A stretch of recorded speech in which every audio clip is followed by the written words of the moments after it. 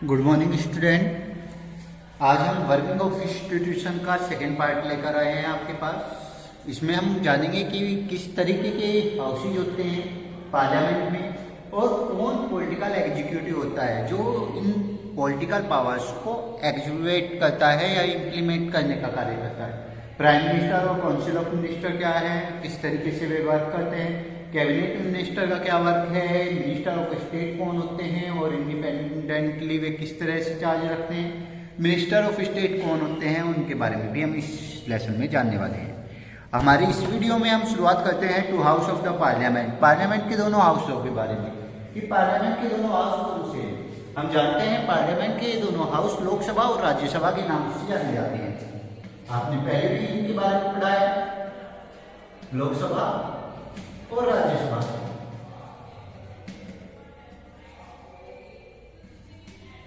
लोकसभा और राज्यसभा मुख्य रूप से पार्लियामेंट के दो हाउसेज हैं जो विभिन्न प्रकार से पार्लियामेंट में नियम कानून बनाने का कार्य करते हैं।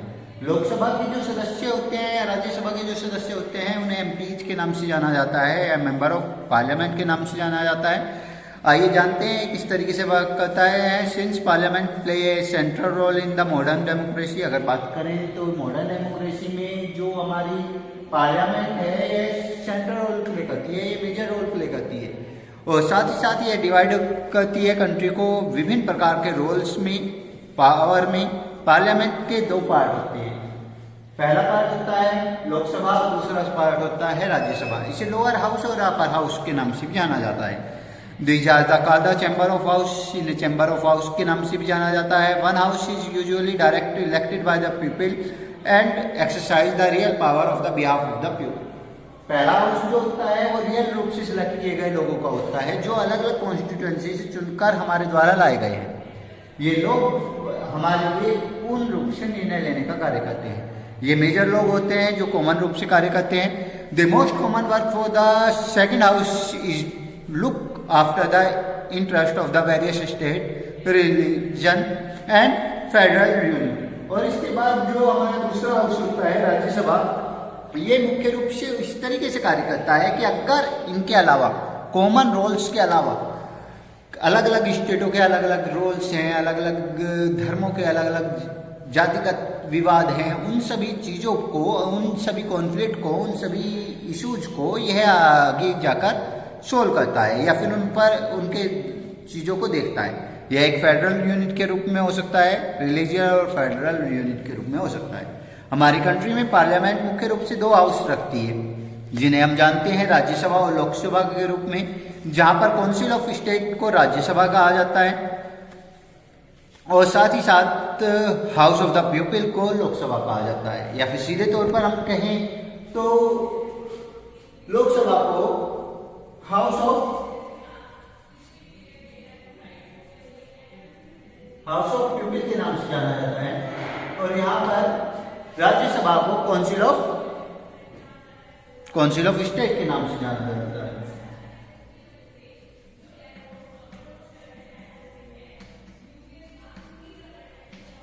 इन चीजों से पता चल रहा है कि यह लोगों द्वारा चुनी हुई चीजों पर वर्क करता है और ये काउंसिल ऑफ स्टेट मतलब कि स्टेट के जितने भी कॉन्फ्लिक्ट्स हैं या स्टेट के जितने भी इंटरेस्टेड वर्क है या उनके इंटरेस्ट के काम है उनकी वेरियस इंटरेस्ट लेवल पर कार्य करता है। आइए जानते हैं आगे। You have read about the Indian parliament in the earlier class, आप पहले इंडियन पार्लियामेंट के बारे में पुरानी क्लासों में पढ़ चुके हैं। इसके अलावा चैप्टर 3 में आपने लोकसभा के इलेक्शनों के बारे में पढ़ रहा था कि लोकसभा के इलेक्शन कैसे होते हैं। लोकसभा के इलेक्शन कॉन्स्टिट्यूएंसी बेसिस होते हैं। कॉन्स्टिट्यूएंसी की परिभाषा भी हम पहले ही जान चुके हैं कि कॉन्स्टिट्यूएंसी की परिभाषा में हमने जाना था कि एक बड़े स्टेट को छोटे छोटे भागों में बांट दिया जाता है इलेक्शन के पर्पज से, उन्हें कॉन्स्टिट्यूएंसी कहा जाता है। तो भारत मुख्य रूप से 543 कॉन्स्टिट्यूएंसी में बटा हुआ है जहाँ पर यहाँ पर लोकसभा के सदस्य 543 रूप से चुने जाते हैं, लोगों की संख्या के रूप में चुने जाते हैं। What is the total number of the member, ऐसे बहुत सारे सवाल आते हैं। हु इलेक्ट द मेंबर, कौन चुनता है इन मेंबरों को, साथ ही साथ क्या लेंथ होती है इस टर्म की, इस लोकसभा के शासनकाल की टर्म की क्या लिमिट हो सकती है, प्रत्येक 5 साल का रहता है। तो ये बहुत सारे क्वेश्चन आते हैं जो इस सब चीज़ों को हमारे सामने लेकर आते हैं। Any ordinary law need to the passage by the both houses, both if they are is different between the two houses. मुख्य रूप से कोई भी ऑर्डिनरी लॉ जो पास किया जाएगा वह इस तरीके से पास किया जाएगा कि लोकसभा और राज्यसभा दोनों के डिसीजन के बाद वह कुल मिलाकर सिग्नेचर करने के लिए प्रेसिडेंट के पास जाता है और प्रेसिडेंट द्वारा सिग्नेचर होने के बाद वह एक एक्ट बन जाता है या एक लॉ बन जाता है। Any problem? अब आते हैं हम आगे नेक्स्ट पॉइंट पर। Lok Sabha exercise more power in more matters money matters. Lok Sabha money matters के अंतर्गत ज़्यादा पावर एक्सरसाइज करती है। यह लोकसभा द्वारा पास किए गए बजट के द्वारा हो सकती है जो गवर्नमेंट द्वारा पास किया जाता है। यह मनी बजट इतना पावरफुल होता है कि राज्यसभा द्वारा इसे मुश्किल से 14 दिन तक ही रोका जा सकता है। इसके बारे में हम पहले भी बात कर चुके हैं कि मनी बिल को जो या मनी बजट जो होता है इसे सिर्फ 14 दिन तक ही रोकने का प्रावधान इनके पास पावर के रूप में होता है और उसके बाद उसे पास कर दिया जाता है। इसके अलावा थर्ड रूप में हम इसके पॉइंट को पढ़ेंगे। Most importantly the Lok Sabha control the council of minister. जो लोकसभा है काउंसिल ऑफ मिनिस्टर्स को भी कंट्रोल करती है कि काउंसिल ऑफ मिनिस्टर किस तरीके से वर्क करते हैं। Only a person who enjoy the support of the majority of the member of the Lok Sabha is appointed by the Prime Minister। जो मुख्य रूप से मेजोरिटी को संभालता है या फिर उस पर कार्य करता है, उन्हें सपोर्ट करता है और उस मेंबर को प्राइम मिनिस्टर द्वारा चुना जाता है या अपॉइंट किया जाता है। If the majority of the Lok Sabha members say that no confidence in the Council of Minister, all minister including the Prime Minister have to quit the Rajya Sabha does not have this power। Lok Sabha के पास इतनी power होती है कि अगर वह किसी भी matter में काउंसिल ऑफ मिनिस्टर को कह दे कि यह नॉन कॉन्फिडेंशियल मैटर है या फिर यह इतना अच्छा मैटर नहीं है जिस पर बात की जाए, तो ऐसी स्थिति में प्राइम मिनिस्टर और सभी मेंबर्स को क्विट करना पड़ जाता है या फिर चुप बैठना पड़ता है, जबकि राज्यसभा के पास ऐसी कोई भी पावर नहीं होती। तो इस तरीके से हम कह सकते हैं कि जो लोकसभा है ये है ट्रू माइंड में हाउस ऑफ द पीपल है, या फिर ये कहा जा सकता है लोगों के सच्चे प्रतिनिधियों का वह समूह है जो हमारे लिए सही तथ्यों पर बात करता है या वार्ता करता है और उसके हिसाब से वर्क करता है। यहाँ पर नीचे एक लोकसभा के दिन को दिखाया गया है। 7 दिसंबर 2004 का यह ऑर्डिनरी डे की तरह ही है। 14th लोकसभा का यह दिन जब 11 बजे वेरियस मिनिस्टर आते हैं और ये एक रिटर्न आंसर देते हैं 250 क्वेश्चन की एक लिस्ट का। साथ ही 12 बजे के करीब एक large number of officers document pass होते हैं, प्रेजेंट किए जाते हैं और अवेलेबल होते हैं डिसीजन के लिए, जहां पर रिक्वायर्ड किया जाता है कि किस तरह के रोल इंडो तिब्बतियन बॉर्डर पर लगाए जाएंगे, किस तरह की पुलिस फोर्स लगाई जाएगी, एनुअल रिपोर्ट किस तरीके से आएगी इंडियन इंस्टीट्यूशन ऑफ टेक्नोलॉजी की, और साथ ही साथ रिपोर्ट पर साइन होते हैं कि किस तरीके से अकाउंट रखा जाएगा राष्ट्रीय इस्पात निगम लिमिटेड का विशाखापत्तनम में। 12:02 के करीब minister of development north eastern region के एक नए स्टेटमेंट को बनाते हैं जो रिगार्ड करता है रेलवे स्टेशन से जो नॉर्थ ईस्टर्न काउंसिल से बिलोंग करता है। 12:14 के करीब एक सेवरल मेंबर हाईलाइटेड किया जाता है या बहुत सारे मेंबरों को एक इशू को हाईलाइट करते हुए दिखाया जाता है। यह central bureau of investigation CBI द्वारा किए गए एक केस की जानकारी के लिए, जहां पर कुछ लीडर्स एक टेलका केस से जुड़े हुए हैं।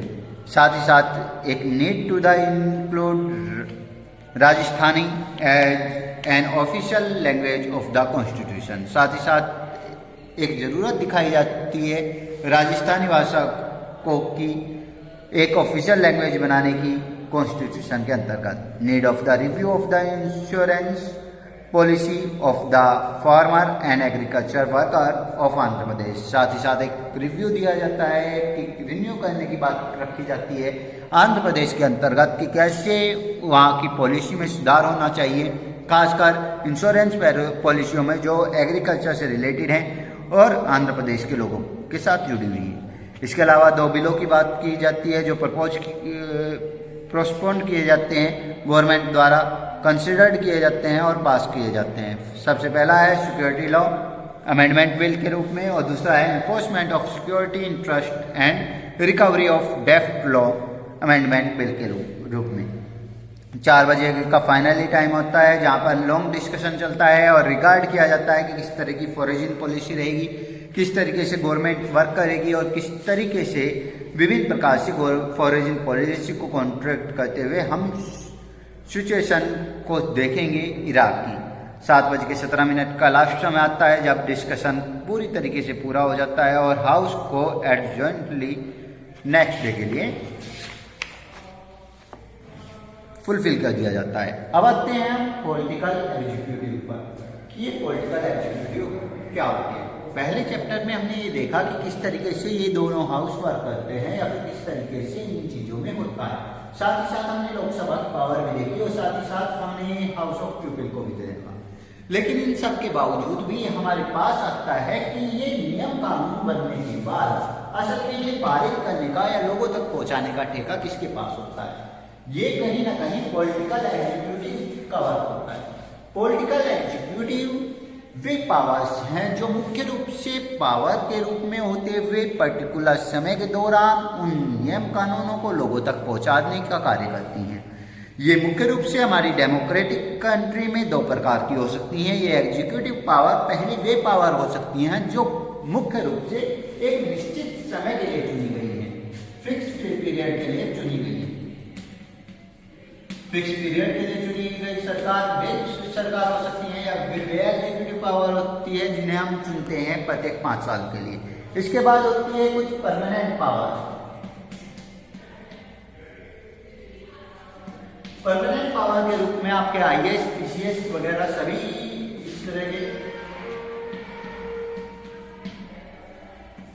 ऑफिसर सकते हैं या सिविल सर्वेंट सकते हैं।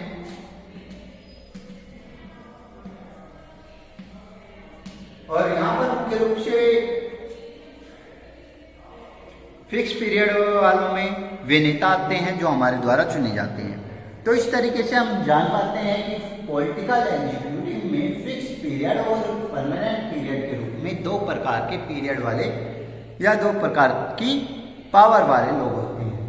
फर्स्ट फिक्स पीरियड वाले जिन्हें हम खुद चुनते हैं एक निश्चित काल के लिए, परमानेंट पीरियड वाले जो अपनी बुद्धिमत्ता के बल पर IAS, PCS की रैंक प्राप्त करके एक लंबे समय तक इस मेमोरेंडम को करते रहते हैं या फिर इस वर्क को करते रहते हैं। आइए जानते हैं प्राइम मिनिस्टर और काउंसिल ऑफ मिनिस्टर्स के बारे में, ये किस तरीके से वर्क करते हैं। प्राइम मिनिस्टर के बारे में हम पहले भी जान चुके हैं कि प्राइम मिनिस्टर किस तरीके से चुने जाते हैं। अब हम बात करते हैं prime minister is the most important political institution in the country, कि जो सबसे महत्वपूर्ण स्तंभ है कंट्री का वह प्राइम मिनिस्टर के रूप में इंडिया में देखा जाता है। यहाँ पर ये सीधे इलेक्शन के रूप में चुना नहीं जाता।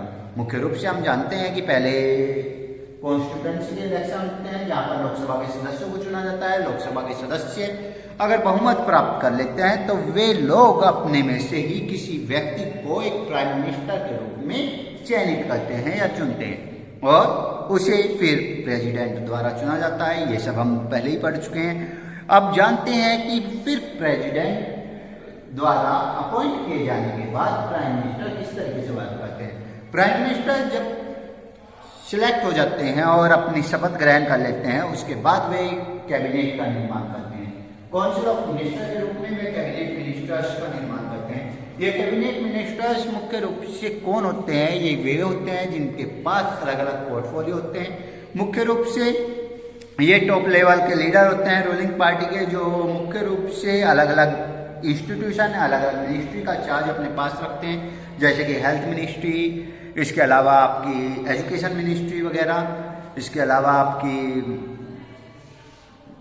हेल्थ, एजुकेशन और सिक्योरिटी मिनिस्ट्री, ऐसी बहुत सारी चीज़ें हो सकती हैं। और ऐसी स्थिति में इट कंप्राइज अबाउट 25 मिनिस्टर। इसमें लगभग 25 मिनिस्टर होते हैं। आपने ये एक फोटोग्राफ भी देखा होगा जिसमें बहुत सारे मिनिस्टर्स बैठे रहते हैं एक साथ, जहाँ पर प्राइम मिनिस्टर भी होते हैं और आपके प्रेसिडेंट भी बैठे रहते हैं।